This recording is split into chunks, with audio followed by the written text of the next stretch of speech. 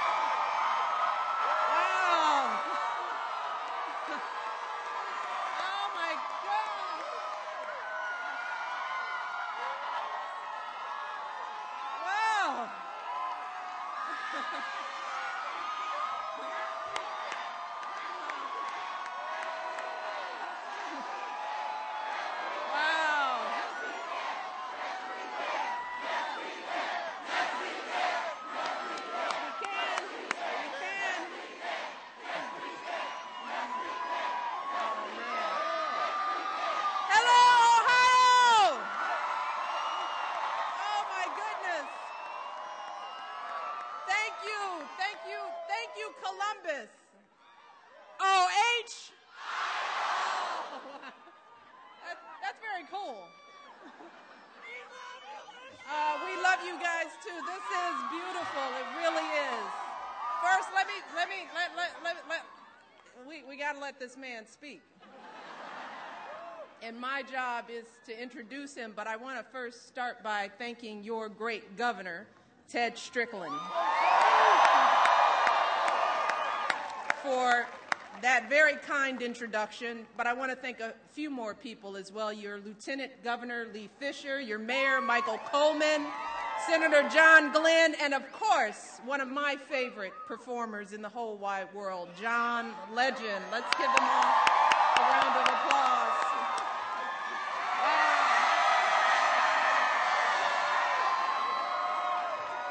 Let me tell you how thrilled I am to be here tonight with all of you. This is, first of all, this is something that I don't do very often.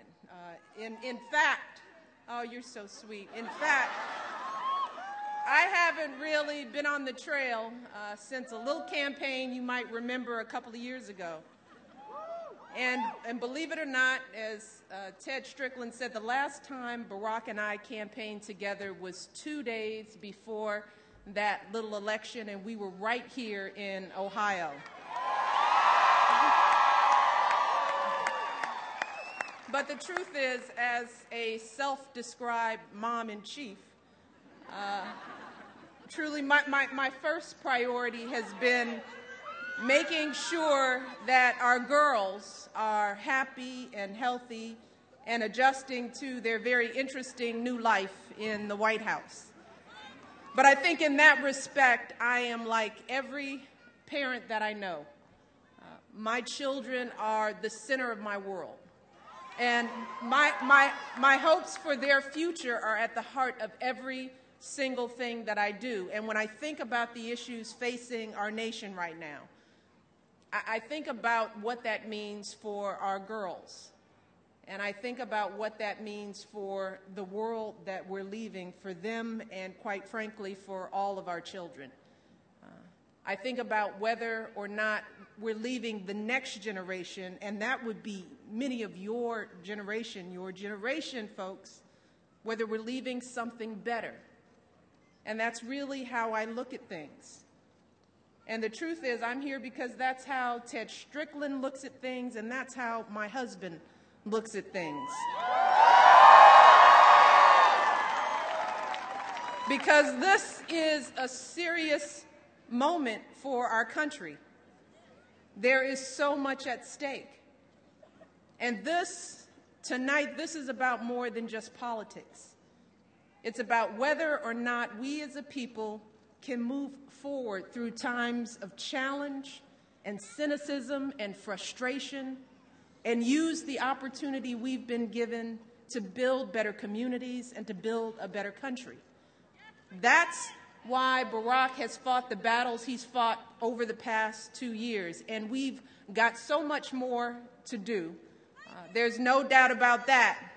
But already we have seen some important victories that have made a real and positive impact on the lives of children and families all across this country. Today, more of our families are in control of their own health care. Today, more of our students are receiving the financial aid they need to earn a college education. Today, more of our veterans and military families are receiving the care, the support, and the opportunity that they have earned. That is how Barack measures success. Not by daily polls or noisy chatter, but by positive change that touches people's lives. Now, that's why he ran for president in the first place, because he knows that his life, like mine, is only possible because of the American dream. And keeping that dream alive and within reach for all Americans, believe me, is what drives him every single day. That is why he works hard. That's why he stays up at night. And I believe that that's why folks like all of you across this country joined our campaign 2 years ago. That's why many of you, remember, you made those calls. You knocked on those doors in the freezing snow and the blazing sun. Remember that? And I believe that that's why we're all here today. We're here to restore that dream for all of our people. That is the change we're fighting for. That's what's at stake. That has been the change Barack has fought for so many years.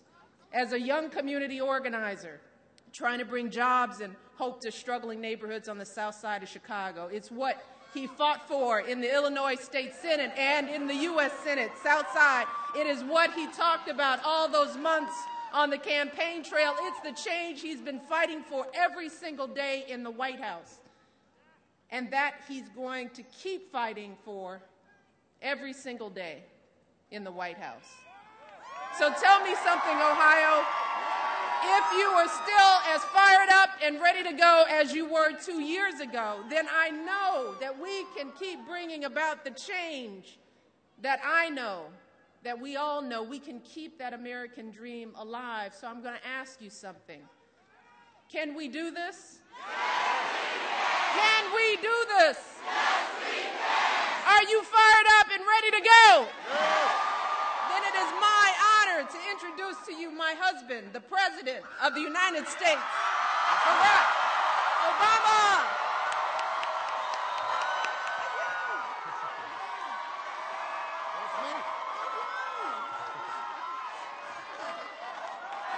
OH! OH! OH! Oh, what do you think about Michelle Obama?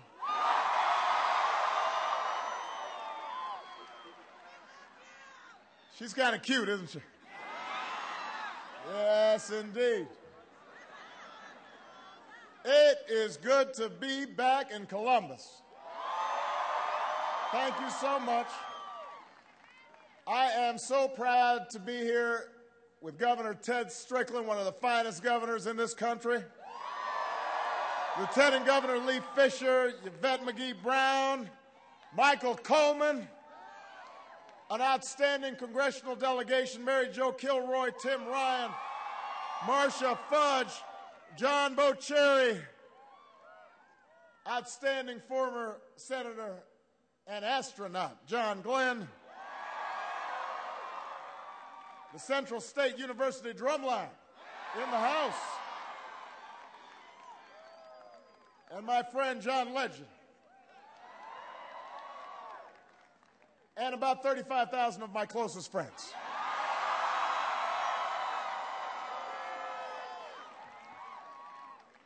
It is good to be here with all of you Buckeyes. Now, let me just say, I am sorry about last night.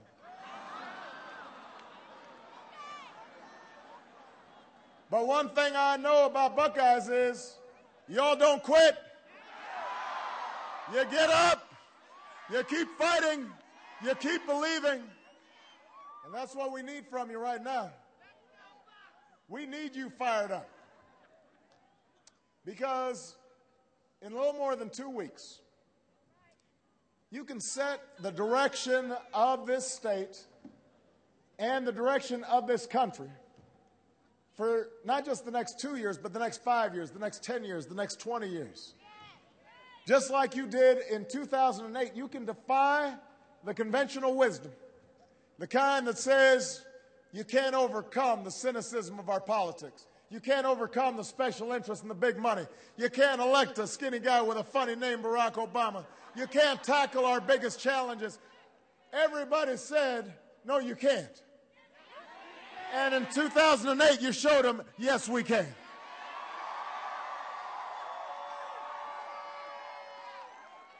So in 2 weeks, you've got the chance to say once again, yes, we can.